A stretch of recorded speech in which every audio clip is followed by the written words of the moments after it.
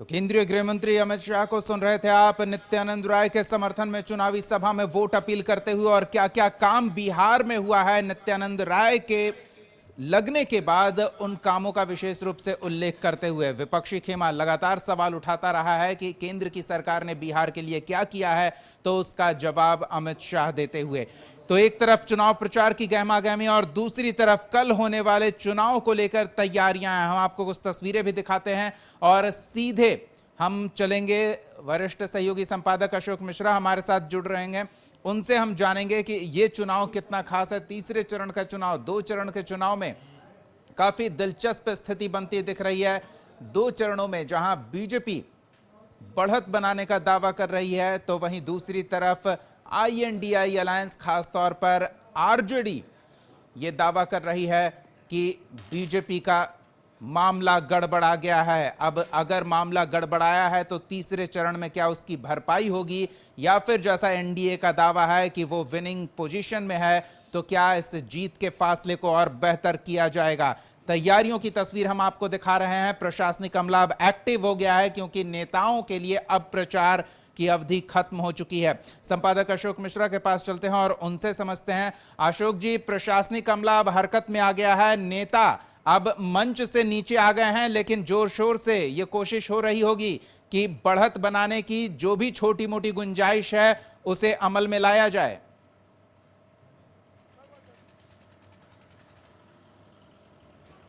बिल्कुल, देखिए अब उल्टी गिनती शुरू हो गई है और तीसरे चरण के मतदान की जो प्रक्रिया है उसको लेकर के प्रशासन पूरी तरह से मुस्तैद है और कल सुबह 7 बजे से ही वोटिंग की प्रक्रिया शुरू हो जाएगी और 5 लोकसभा क्षेत्रों में जो बिहार में चुनाव होने हैं वो वहाँ वोटिंग शुरू हो जाएगा।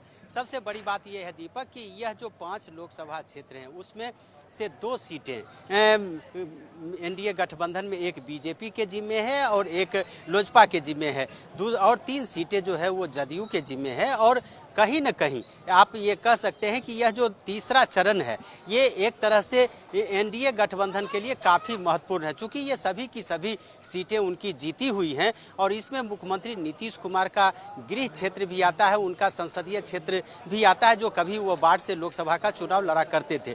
तो वैसी परिस्थिति में नीतीश कुमार के लिए भी ये सम्मान का चुनाव है और यही वजह है कि नीतीश लगातार चुनाव प्रचार कर रहे हैं। लेकिन जो सबसे बड़ी बात है कि इस चुनाव को लेकर के इंडिया गठबंधन ने भी तैयारी की है और खास करके तेजस्वी प्रसाद यादव ने सभी जगह कैंपेन किया है। लेकिन इसके बावजूद भी ये कहा जा सकता है कि जो पिछले रिकॉर्ड है उस रिकॉर्ड के मुताबिक एनडीए गठबंधन की स्थिति काफ़ी यहाँ पे मजबूत कही जा सकती है और यही वजह है कि एनडीए गठबंधन के जो नेता हैं वो लगातार दौरा कर रहे हैं। प्रधानमंत्री नरेंद्र मोदी का कार्यक्रम हुआ, केंद्रीय मंत्री अमित शाह जी का कार्यक्रम हुआ, राजनाथ सिंह जी का कार्यक्रम हुआ, सभी बड़े नेताओं का कार्यक्रम हुआ और अब बस उल्टी गिनती शुरू हुई है और कल इन 5 लोकसभा क्षेत्रों में जो उम्मीदवार हैं उनका भाग्य ईवीएम में बंद करेगी जनता और उसी का सबको इंतजार है। दीपक।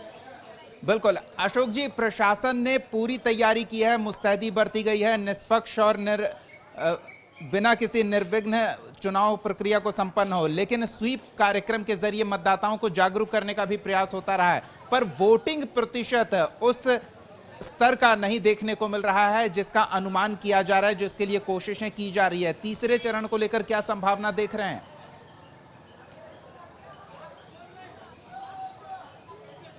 बिल्कुल, देखिए चुनाव आयोग ने भी पूरी तैयारी की है, मतदाताओं को जागरूक करने का प्रयास किया है, नेताओं ने भी अपील की है, हम लोगों ने भी आम जनता से अपील की है कि अधिक से अधिक संख्या में मतदान में भाग लेंगे।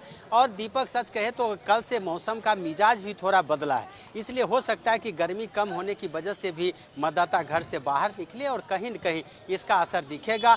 चूँकि पहले चरण से मतदाताओं की संख्या दूसरे चरण में ज़्यादा देखी और अब उम्मीद की जा सकती है कि तीसरे चरण में भी मतदाताओं की संख्या अच्छी होगी। जी चलिए, बहुत बहुत धन्यवाद अशोक जी इस तमाम जानकारियों के लिए। तो चुनावी कवरेज को लेकर कशिश न्यूज़ आपको हर दम बाकी चैनल से अपडेट बेहतर तरीके से, सटीक तरीके से और सबसे पहले पहुंचाता रहा है। हमारे सहयोगी अलग अलग जगहों पर पहुंच रहे हैं, जिस तरह से मतदान कर्मी अलग अलग केंद्रों पर पहुंच रहे हैं, मतदान की प्रक्रिया से संबंधित काम अपना निपटा रहे हैं। हम भी पूरी तैयारी में हैं, तो कशिश न्यूज़ के साथ जुड़े रहिए। लेकिन फिलहाल चुनाव प्रचार की बात कर लेते हैं। जेडीयू के पूर्व राष्ट्रीय अध्यक्ष ललन सिंह की साख दांव पर है। चुनावी मैदान में ललन सिंह और नीतीश कुमार जो मौजूदा राष्ट्रीय अध्यक्ष हैं, वो ललन सिंह के समर्थन में प्रचार में कोई कोताही बरतते नहीं दिख रहे हैं। लगातार दौरे हो रहे हैं चुनाव क्षेत्र में और एक बार फिर लोकसभा के रण में जेडीयू की तरफ से ललन सिंह की जीत सुनिश्चित करने को लेकर सीएम नीतीश ने जनता से संवाद किया, आगाह किया, कहा याद कीजिए पुराने दौर को, पहले कैसा था और आज कैसा है हालात। नीतीश ने कहा साफ तौर पर कि सभी जाति के लोग पहले हमें वोट करते थे, इस बार भी करना है। सबको हम अलर्ट करेंगे, इधर उधर कोई वोट मत दीजिएगा। हम लोगों को तो बताइए, तो सब जात के लोग हमको देते थे कि नहीं वोट, यहाँ पर कोई इधर से उधर गड़बड़ाएगा, ये ठीक नहीं है।